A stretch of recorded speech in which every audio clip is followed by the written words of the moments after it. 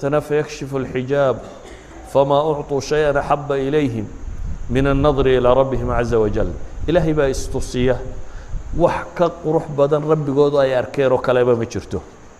دبتنا النبي يقول حكوفة سري للذين أحسنوا الحسنى والزيادة. إن الزيادة ذا طيب كوا قالتنا دي إلهي القرآن كوكوت المامين ربي قوض أركينين. كلا بل ران على قلوبهم ما كانوا يكسبون كلا إنهم عن ربهم يومئذ لمحجوبون. إلهي ولا حجابي يكوا سمار كيان با إلهي لي كوي ربي كقالوا بي الذنوب تووين قالي ثم إنهم لصالوا الجحيم با ربي كتل مامية. إذن شيء كوات إحسان كوين إنه قرنوا إن إلهي أركس مركز عبادات كالصباينس تاسي واحد كوجو بيريسا الله كعبسي يا إلهي يدوينيس سبحانه وتعالى يا عبادة وأتصفي عنه سميسو عبادة كستوات سمينيسو وأتصفي عن أردن ما يستيرن وصلاة مركز تكون إنسانة تكدك دكسين أركان تدي وحيد يردن أتسوى نكسن ولا تماد مرتبة الله بعد إحسان كبيرة هو مرتبة الحياء من الله ومرتبة وقفك قارئ إنه ربي كحشوضه ومرتبة وقفك الرميسية عبادته وقل ما همركو كتشريه نلشي سردن إنه الرميسيين إلهي أركيه فيستحي العبد من خالقه أن يجده حيث نهاه أو يفقد حيث أمره. دبتنا قفك مسلم كاهي وحاو كحشونية إنه إلهي كو أركم وحو كريبي وحو كحشونية إنه السمين وايو إلهي أركو وحلا فرأي سيقو السمين واي وهداد وحك استيس كقد عضو وحيد هذا علماء السلوك إلهي با وحد كدكتي أهون الناظرين إليك أنت كو أركسك وليته تصالح dadku hadday ku arkayaan ma laga yaabaa inaad hortooda zina ku samayso maxaad samaynaysaa dhuumaad sileedayso maaha meel aan lagaa garanaynin iyadaan ku garanaynin dadkan waad ku dhex ceeboobaysaaye cid aan ku garanayn agteeda ku samee hadduu waalidkaa ku arkayo xuma ma samaynaysaa mise waad is ururinaysaa iyo waad xishoonaysaa haddiiba ay caynkaa tahay inta ku arkaysa yuu ilaahay kuula liidanin marka qofka mu'minkee dhabta ahi meel kastaba ha joogo markii hore alixsaan fi lcibaada baynu ka warramaynay markan waxa weeyaan qofka mu'minka ahi meel kastaba ha jooga wuxuu rumaysay in rabbigii taalacanayo dabeetana wuxuu ka xishoonayaa in alle ku arko wuxuu ka reebay wuxuu ka xishoonayaa wax ilaahay faray inuu ka gaabiyo ilaahay baa qur-aanka isagoo munaafiqiin ama dad aan fiicnayn ka warramaya wuxuu leeyahy yastakfuuna min annaas dadkay ka qarsanayaan baa ilaahay yidhi walaa yastakfuuna min allah ilaahayse ka qarsan maayaan markay xadhig mareegayaan ama xumo samaynayaan oo caynkan bini aadamka waa iska qarinayaan baa ilaahay leeyahy walaa yastakfuuna min allah wa huwa macahum ilaahayse kama xishoonayaan isagoo alle macooda oo og id yubayituuna maa laa yardaa min alqowl waa marka ay habeenkii ku hadlayaan baa ilaahay leeyahy ku habeensanayaan wax aanu ilaahay raalli ka ahayn war ah wa kaana allahu bima yacmaluuna muxiita ilaahayna subxaanahu wa tacaala waxay samaynayaan oo dhan muxiit buu ku yahy waa ku koobay idan masaladan waxay culammadu yidhaahdaan muraaqaba ama waxay yidhaahdaan waa dawaamu cilmi اlcabd waa addoonkoo aqoontiisa in rabbi arkaya ay joogto noqoto oo yaqiinsada in meel kasta uu joogo daahirkiisa iyo baatinkiisaba in rabbi ogyahay subxaanaه wa tacaala dabeetana cilmigaas ama yaqiintaasi waxay gaadhsiisaa inuu ilaahay subxaanaه wa tacaala ka xishoodo muraaqabadiisa dhowro waxay dhaxal siisaa inuu qof quman noqdo noloshiisa dhammaanteed waxay dhaxal siisaa inuu qof quman noqdo waxaad ogtahay haddaad saxaaro joogto iyo haddaad guri hoostii ku jirto iyo haddaad meel isku qariso ilaahay waa ku arkaya sawgeed baa ilaahay wuxuu leeyahy yaclamu maa yaliju fi اlardi wamaa yakhruju minha ilaahay waa ogyahay waxa dhulka gala iyo waxa ka soo baxaba wamaa yanzilu min الsamaaء wamaa yacruju fiiha wixii cirka ka soo dega iyo wixii koraba ilaahay waa ogyahay wahuwa macakum aynamaa kuntum meel kastoo aad joogtaanna rabbi waa maciin wallaahu bimaa tacmaluuna basiir waxaad samaynaysaanna ilaahay subxaanaه wa tacaala waa arkaya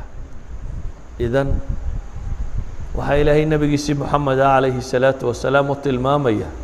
markuu khayrka samaynayey in ilaahay arkayo watawakal calى اlcaziizi الraxiim baa ilaah yidhi waxaad tala saarataa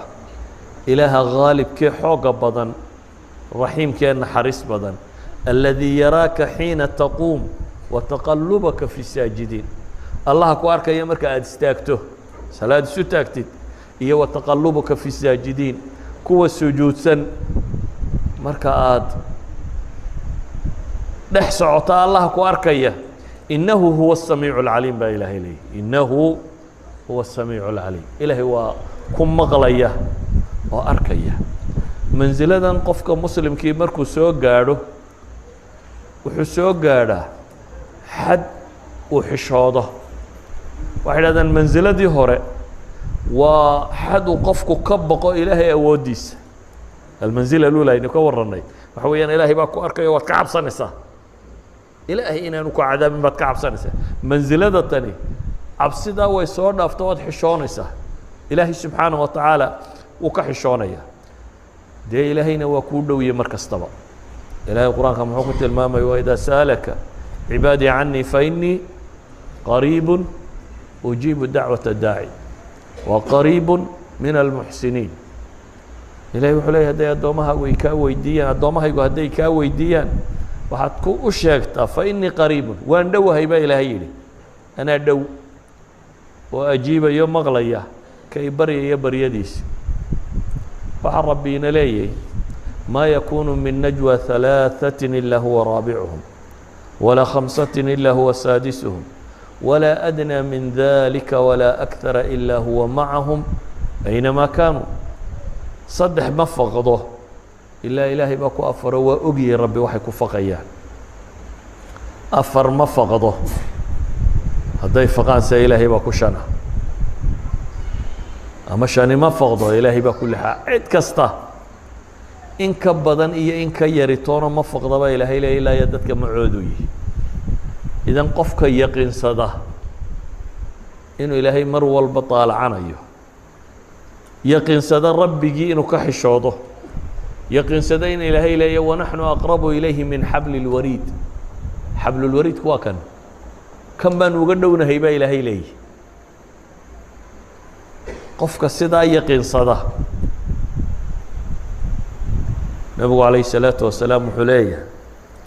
maala markaynu salaada tukanayno sida laynoo leeyay qalbigiina xaadiriya xadiis sheekheynku ay warinayaan bukhaari iyo muslimba ku yaala ina axadakum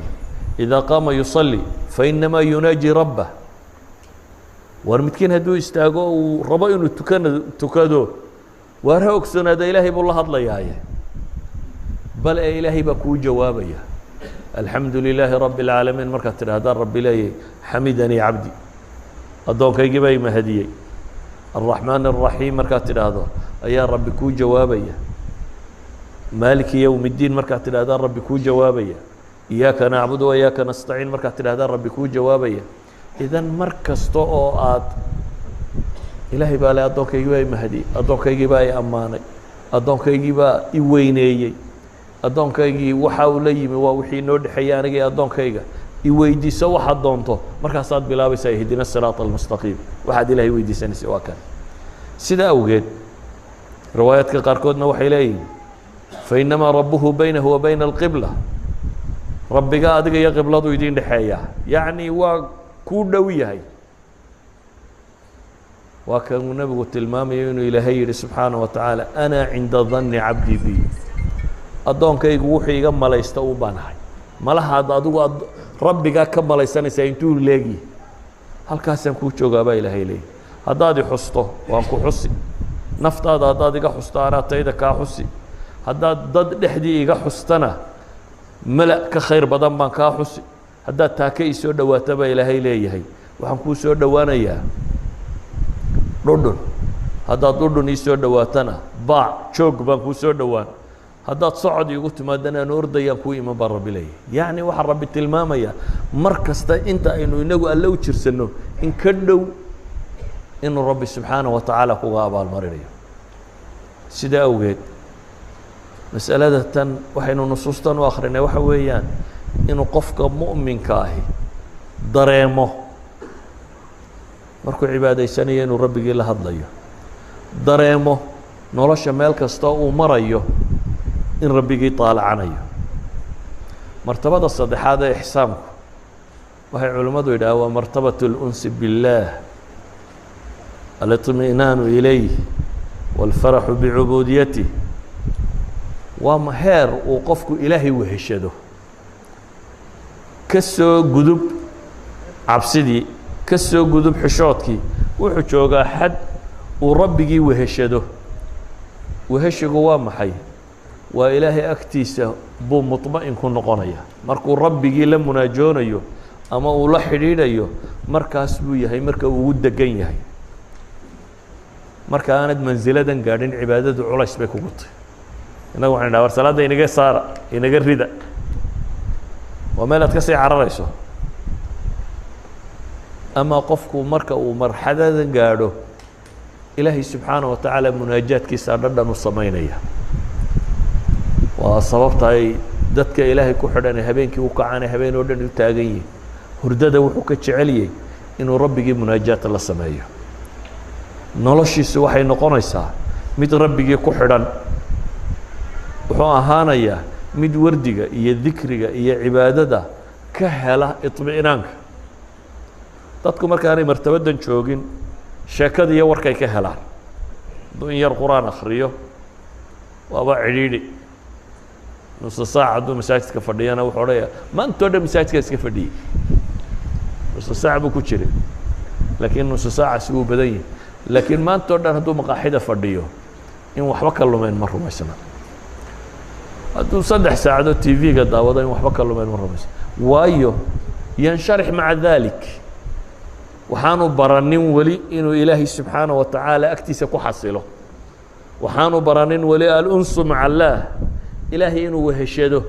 la hadalkiisa iyo cibaadadiisa iyo dikrigiisa iyo weynayntiisa waxay naftiisu weli mustariix ku tahay sheekada bini aadamka warka la dalda war aanad waxba ka faa'iideyn mid aakhiriya mid adduunta hore kuu sheegaynin ayaa maanta oo dhan la wadaya ama shaqa aan waxba ka soo baxaynin idan marxalada tani waxay yidhaahdaan moxamed ibnu nadr alxaariثi ayaa wuxuu markuu dadka u yimaado cidhiidhi dareemi jiray bay yidhaahdeen markaasaa abu usama nin la yidhahda wuxuu ku yidhi kaannaka takrah an tu'ta waxaad mooddaa inaad necbaysanaysaba in laguu yimaado haa buu yidhi amaa tastawxish buu markaa weydiiyey oo marka aad cidlada joogto miyaad cidlo dareemin marka aad cidlada joogto miyaad cidlo dareemin buu yidhi sidaan cidlo u dareemaa buu yidhi anigoo rabbigay xusaya malik ibnu muqafal nin la yidhaahdo isna wuxuu leeyahay gurigiisu keligii fadhiisan jiro markaasay yidhahdaan miyaad waxsha dareemaynin kelinimo oo ma kelinimuu dareemaa buu yihi qof ilaahay la hadlaya qof rabbigii la munaajoonaya miyaa kelinimo dareema rag badan bay ka soo ururiyeen kelimaad caynkaasa xataa fudayl ibnu lciyaad ba waxaa laga sheegay inuu dhahaa طuuba liman istawxasha min الnaas wa kaana allahu jaliisa waxa fiican buu leeyahy ama waxa wanaag helay ninka dadka istayxaashka ka qaada dadka la joogiisa aan macaansanin ee ilaahay subxaanaه wa tacaala la joogiisa macaansada laakiin culamadu waxay dhaha martabadan waxaa ka sarraysa martabadii ambiyaadka oo ah isagoo khalqiguna waxay xaq u lahaayeen siinaya ayuu haddana rabbigii ku xidhnaa isagoo dadka dhex jooga nabiy llaahi moxamed calayhi الsalaatu wasalaam isagoo kula dii xaqin xaqiisa siinaya oo dadka la jooga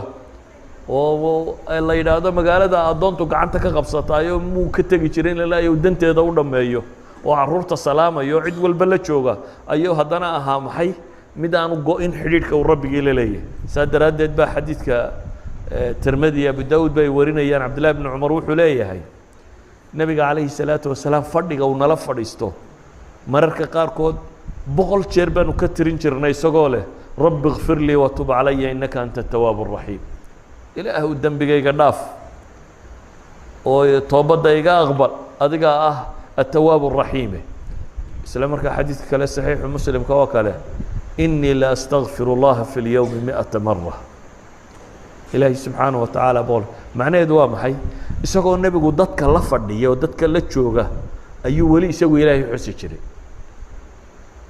halka ay dadka culimada aynu ka soo naqlinay ay rabeen inay gaar u baxaan oo maxay Soomaalidu maxay dhahdaan ninkaas waa iska buura gal ama waa zaahid ama waa dadku ka go'ay nacam dadka dambigooda markuu u taag waayo iskaga go'ay laakiin ka waxa ka sii fiican ka dadkana la jooga wixiina qabanaya laakiin aan dadka ku milmaynin isagoo dadka la jooga wardinaya isagoo dadka la jooga Ilaahay ku xidhan isagoo dadka la jooga aan aqbalayn inuu xumo dhageysto isagoo dadka la jooga wanaag u sameynaya kaasa ka sii sareeya marka uu nabigu gaarkiisa u baxana de Ilaahay buu ku xidhmi jiray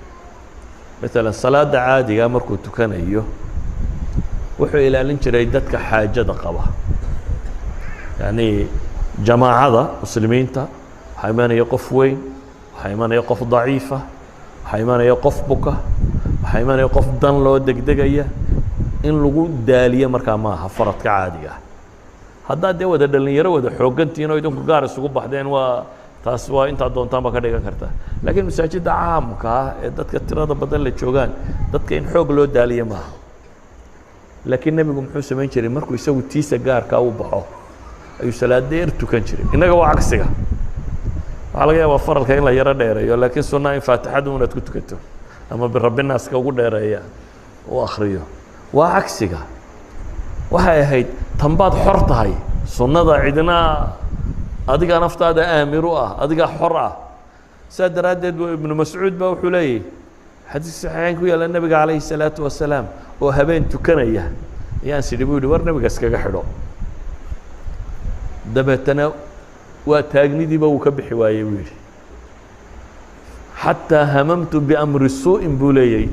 ibn mas'uud ilaa aan ku hamiyey arrin xun markaasay dhahaan waa maxay arrinka xun aad ku hamiyday waxaan ku hamiyey buu yidhi nebigoo taagan inaan iska fadhiista anugu waa arrin xun buu tilmaamaya inaan nebi maxamed calayhi salaatu wasalaam oo taagan anigu fadhiisto idan nebigu dhadhan bay u samaynaysay markuu kelidiisa noqdo xudayfa ibnulyamaan baa wuxuu leeyahay nebigaa ku xidhay calayhi salaatu wasalaam habeen isagoo tukanaya dabeetana albaqruu bilaabay buu yidhi markaasaan sidhi buu yidhi dee malaa ilaa 100 aayadood waa jis dhadhow jisku waa 120 140 meelaha waxaan sidhi buu yidhi ilaa 100 aayadood markuu akhriyo wuu rukuuci doonaa markaasuu ka socday buu yidhi boqolkii markuu akhrinayay buu socday wuu waday waxaan sidhi buu yidhi malaa uun dee suuradda markuu dhammeeyo haddaba suurat albaqara waa imisa 286 aayadood waa 2 jis iyo dheeraad waana ragcad wali waxa loo taagan yahay waxaan sidhi buu yidhi malaa markuu dhammeeyo albaqru rukuuci doonaa dabeetana suuratu nisaa buu bilaabay buu yidhi markaasuu haddana nisaa dhameeyey dib buu usoo noqdo haddana suuratu ali cimraan buu bilaabay buu yidhi markaasuu haddana ali cimraan dhameeyey waa 3 suuradood waa 5 jis meelaha ayuu ragcaddii koowaad ku akrinaya waxa kaaga daran siduu akhrinayay mayuu dudubinayay maya rabbigii buu la munaajoonaya la hadlaya wuxuu leeyahay mutrasil buu ahaa si degan buu akhrinayay weliba buu leeyahay hadduu soo maro aayad tasbiix ka warramaysa wuu tasbiixsanayay hadduu aayad baryada ilaahay soo maro waa ilaahay buu baryayey hadduu aayad yacni qur-aanku wan uu akhrinayo wuxuu sheegayuu la dhaqmayay intaa maxaa dheer wuu rukuucay buu yidhi intii uu taagnaa in leeg buu haddana rukuucsanaaday buu leeyahy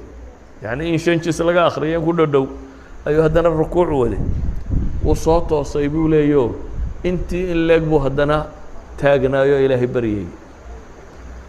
wuu sujuuday intii la yacni wuxuu tilmaamayaa qiyaamkiisa iyo sujuuddiisa iyo rukuucdiisa iyo wuxuuba inay isku dhadhawaayeen qiyaam qura muu dheeraynayn ee dhammaantood buu dheeraynayay maxaan uga dan leenay arrimaan waxaan uga dan leenoo tilmaamaynaa ilaahay buu weheshanayay cibaadadaa dhadhan u samaynaysay ilaahay inuu ka fogaadaa baanu doonaynin inuu rabbigii la hadlaa buu macaansanayay qofku ladadatan macaankan markuu dhadhamiyo wuu ka gadisan yahay qofka kale walidaalika baa siduu u taagnaa nebiga cagaha bararay markaasay caaisha waxay tidhi ilaahay rasuulkiisiiyow maxaad sidan u yeelaysaa ilaahay baaba dembigaagii hore iyo dembigaagii dambeba adiga dhaafay dembiba laguma qorine maad nasatido maxaad saa isugu cadaabaysaa oo u samaynaysaa nebigu calayhi salaatu wasalaam wuxuu ku leeyahy oo miyaanan noqonaynin afalaa akuuna cabdan shakuura qof mahadnaqa ilaahay subxaana wa tacaala waan u mahadnaqayaa buu tilmaamaya ayuha alaxiba waxaynu leenahay markaa ixsaanu lcibaada an tacbud allaha kaannaka taraah fain lam takun taraah fainahu yaraak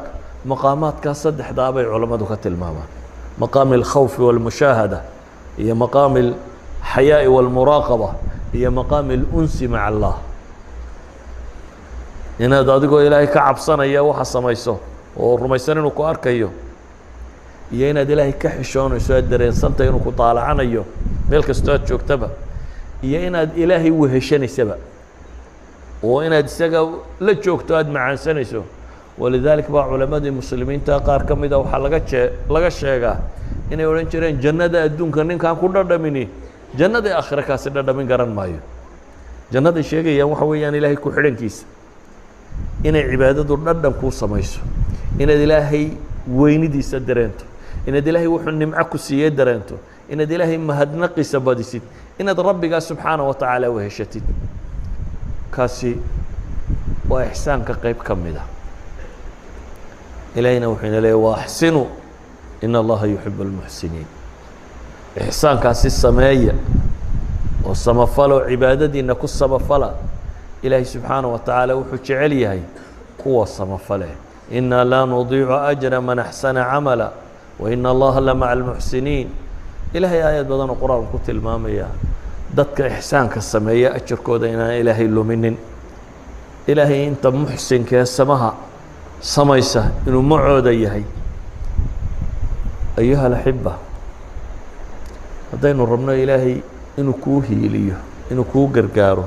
inuu nolosha kuu fudaydiyo waxaynu u baahanay cibaadadeennu inay dhadhan samayso cibaadadeennu inay dhadhan samayso hadduu qofku noocaa noqdo acmaashiisa inta soo hadhaana waxay noqonaysaa miduu ku ixsaan samaynayo waayo wuxuu ogyahay inuu rabbigii taalacanayo idan fii kulli axwaalihi yatacaamal maca allah qofkani wax kasta uu qabanayo ka eegi maayo xagga dadka ka soo horjeeda ee wuxuu ka eegayaa maxay xagga rabbigii subxaana wa tacaala hadduu wax sadaqadaysanayo ilaahay buu ugu dhowaanayaa wax fiican buu sadaqaynaya eegi maayo qofkanuu siinayaa ku yihi hadduu hadlayo wax wanaagsan buu sheegaya waquluu linnaasi xusnan baa ilaah yidhi dadka sama ku dhaha waayo ilaahay buu muraaqabadiisa ogyahay in rabbigii daawanayo ilaahay buu ka xishoonaya in rabbigii uu ka maqlo wax afkiisa ku xun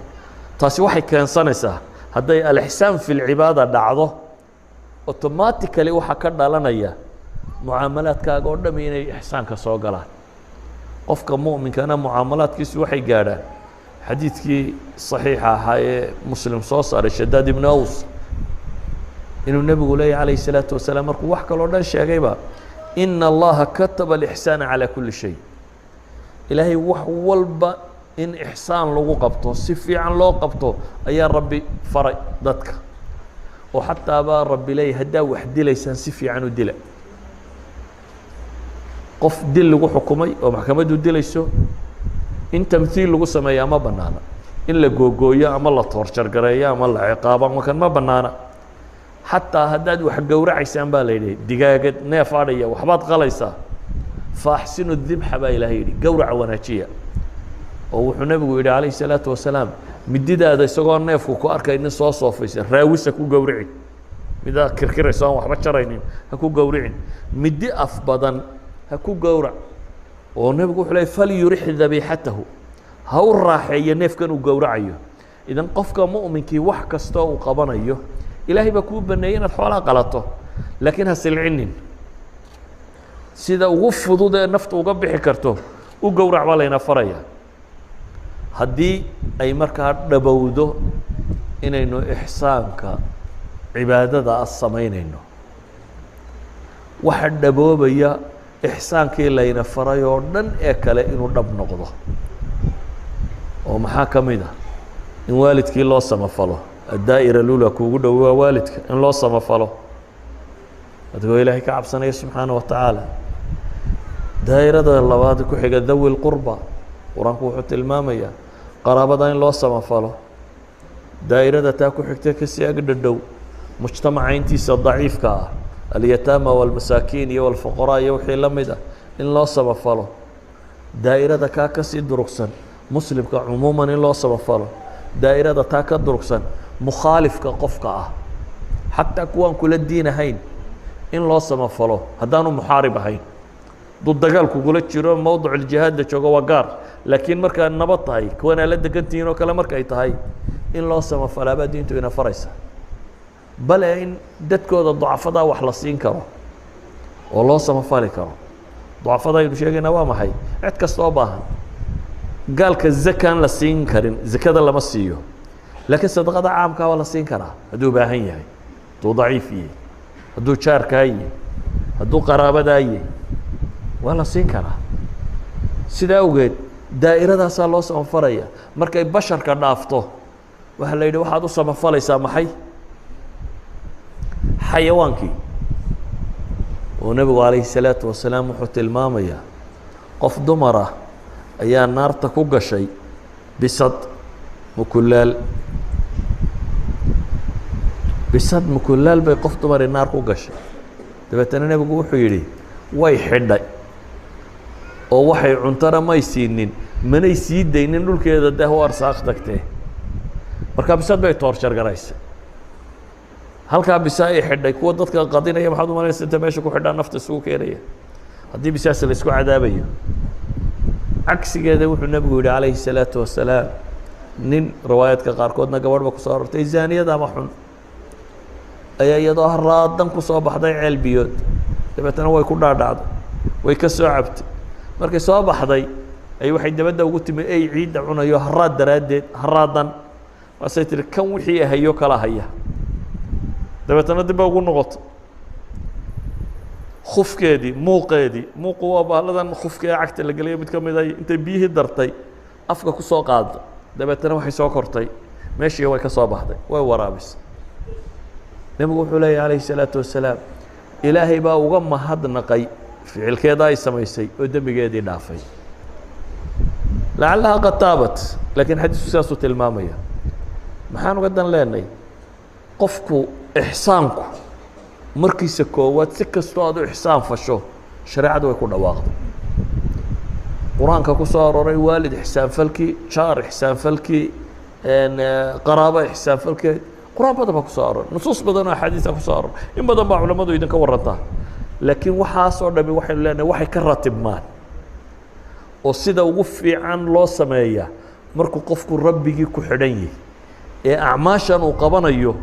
uu ka dhex arkaya rabbigii cidduu la macaamulaya ay tahay ilaahay subxaanaه watacaala hadduu khalqiga u samafalayo xishooduu ilaahay ka xishoonayo cabsi uu cadaabkiisa ka baqayo aragti ilaahay uu mahad celinayo nicmada uu siiyey inuu uga abaalmariyo waxaasoo dhan ilaahay dartii buu u wadaa sidaa awgeed buu nebigu calayhi الsalaatu wasalaam wuxuu inoo tilmaamayaa wax waloo camalo aynu samayno towxiidkaa lagu ixsaan sameeya oo si fiican ilaahay loo qiraa nebigiisana si fiican loo raacaa loo weyneeya salaadaa lagu ixsaan sameeya oo si qurux badan le loo tukadaa oo ilaahay lagu xidhma soonkaa lagu ixsaan sameeya oo waatii lagu yidhaha dagaalamin kana samaynin waa lagu ixsaan sameeya maxaa la yidhaha xajkaa lagu ixsaan sameeya oo qofka xaja falam yarfuth walam yafsuq buu nebigu leeyahy aana afxumo iyo faasiqnimo midna ka soo bixinin xajkaa wuxuu ka soo noqdaa baa la yidhi ka yowmi waladatu ummu sidii maantii hooyadii dhashay isagoo dembi mulukkaa waxaasoo acmaali waxay sheegayaan inaynu ku samafallo waxa aynu samaynayno o dhan waxaan u malaynayaa waktigii salaadda waa gaadhi sidaa awgeed waxaynu leenahay qur-aanku alfaadaa tirada badan leh ku soo aroortay ee ixsaanka ka warramaysa dhammaantood waxa ay sheegayaan qofka muslimka ahi inuu samafalo cid walba u samafalo shaqaalaha ku shaqaynaya ha noqoto yani nabigu wuxuu tilmaamaya qofka shaqaalaha war dhididkiisu intaanu ingegin wixiisa siiya buu nabigu yidhi calayhi salaatu wasalaam ha meermeerinin ka weecweecinin hore wixiisa u sii qofka mu'minka ahi xaaraanta ka dhowrsigeeda ayuu ku samafalaya dawaataynu nidhi wuxuu ka xishoonayaa waxaan ilaahay subxaanahu wa tacaala raalli ka ahayn inuu sameeyaabuu ka xishoonaya sidaa awgeed ayuu wuxuu isku dayayaa wax walba ilaahay baa dayna le wadaruu ظaahira اlإثmi وbaطinah in aladiina yaksibuuna اlإثma sayujزawna bima kanuu yaqtarifuun waxaan ku soo koobaya markaa cabsida ilaahay subxaanaه wa tacaala qofka hadday gasho rumaysto inuu ilaahay uu arkayo waxa kale oo dhami way hagaagaan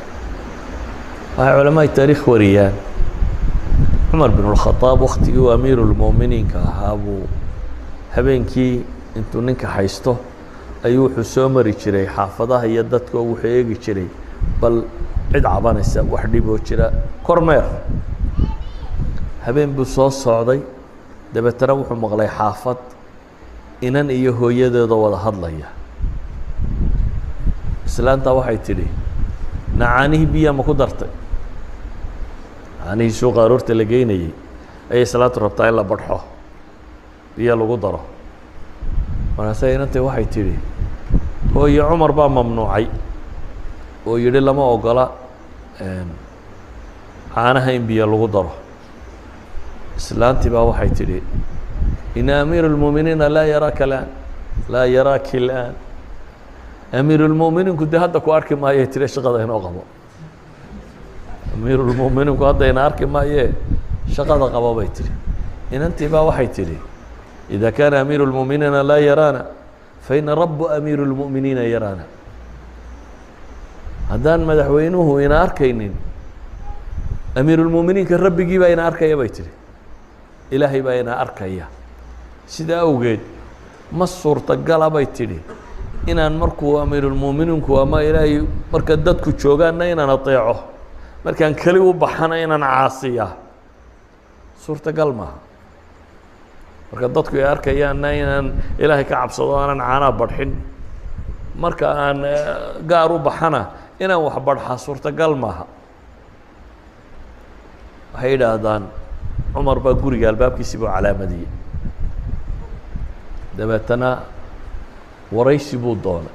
wareerkaasi waa kuwama reerkii baa loo sheegay inantii baa looga warramay inantaa miyaa la qabaa may inamadiisiiba isugu yeedhay dabeetana wuxuu ihi waryaadhe anigu nin weynoo da-aan oo hadda dumar warkood ma hadal hayo laakiin haddaa cid un guursanaysaan reerkaa inanta joogtaa waa inan ilaahay ka cabsanaysee warardoo taa guursada inamadiisii mid ka mida baa guursaday waxay idhahdaan waa cidduu ka tafiirmay bay idhahdaan cumar bin cabdilcaziiz amiiru lmuuminiinkii cadaaladda badnaa ee iyaga ka dambeeyey waa tafiirtii gabadhaa yar baa la idhahdaa oo habeenkaa dhegaysanayey cumar ibn khadaab waxaynu uga dan leenahay haddii uu qofku ilaahay cabsidiisu ku waaweynaato oo uu cibaadadiisa ixsaan ula yimaado cibaadadaasa waxay keensanaysaa inay xumaha kale o dhan ka reebto iyadaa keensanaysa hadday salaadiisu dhab noqoto uu rabbigii habeenkii ku xidhmo waxay idhahdaan markii wakhtiyadii hore nin baa ayaa qola saxaaba yidhahdaa ninka hebel habeenkiina salaaduu tukadaa maalintiina waxbuu yaro qaadqaadaa nebigoo maqlaya calayh isalaatu wasalaam markaasuu nebigu wuxuu ku yidhi sidaa aad sheegaysaan hadday jirto ina salaatuhu satanhaaha buu nebigu yidhi salaadiisaa ka reebi doonta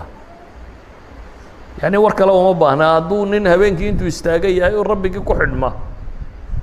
dabeecada noocaasiya inuu rabbigii ku xidhan yahay iyadaa samayn doonta buu nebigu leeyahy inay noloshiisa kantaroosho oo gacantiisa kantaroosho u qof dhowr soo noqdo